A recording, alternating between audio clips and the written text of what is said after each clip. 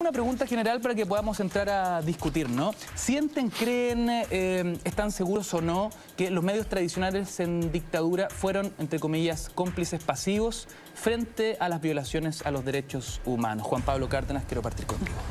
Bueno, desde luego, creo que fueron cómplices activos, no cómplices pasivos, en varios eventos de graves violaciones a los derechos humanos, terrorismo de Estado, crímenes que se cometieron fuera de nuestro país. La prensa fue cómplice y ayudó, ¿no es cierto?, al cometido criminal del régimen militar.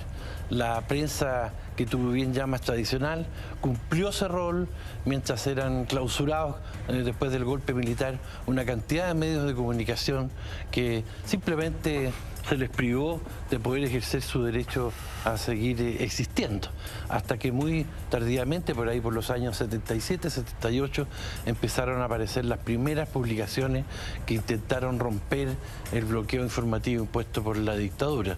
Este país en que prevalecen tantas impunidades, hay una que es muy grave: la impunidad que favorece a los directores, a los propietarios de los medios de comunicación que fueron parte del régimen militar, que fueron sostenidos por el régimen militar y que después, ¿no es cierto?, fueron sostenidos por la postdictadura, ¿no es cierto?, que vino al término de la dictadura de Pinochet.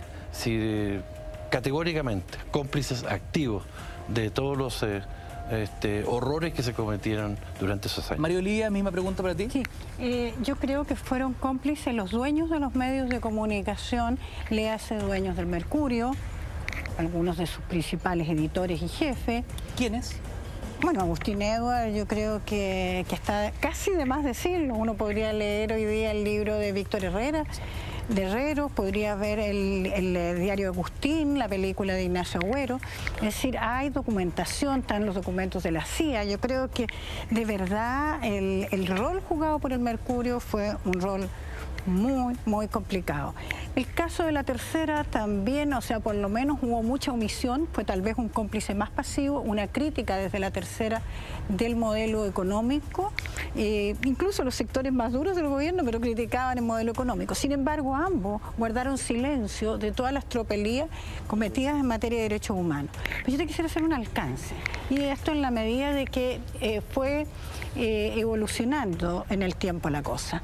Yo creo que una cosa son los dueños de los medios y como sus staff directivos máximos, y otra cosa muy diferente son los periodistas, en que había algunos que cómodamente podían estar ahí y hubo otros, muchos otros, que uno lo veía. Me tocó ser dirigente nacional del Colegio Periodista cuando logramos reconstruir y democratizar el colegio, y uno veía cómo nos colaboraban. Veías también, incluso cuando estábamos en análisis con Juan Pablo, teníamos algunos periodistas que escribían con seudónimo y que te aportaban datos, te aportaban, ya en tiempo de las protestas, en el 83, 84, tenía gente que hacían algo, aunque fuera chiquitito, de repente una entrevista a alguien que tenían una dimensión distinta, muchísimo más jugada. Entonces, o cuando alguien reproducía, hasta en el Mercurio, ¿no es cierto?, lo que estaba diciendo la prensa en el extranjero.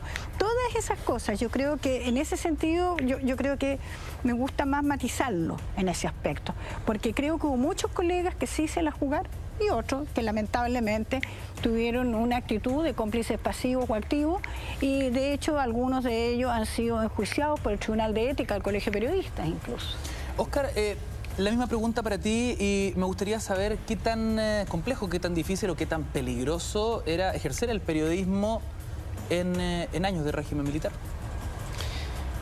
Bueno, desde luego era peligroso, dependiendo un poco del énfasis que tuviera del medio del que estemos hablando.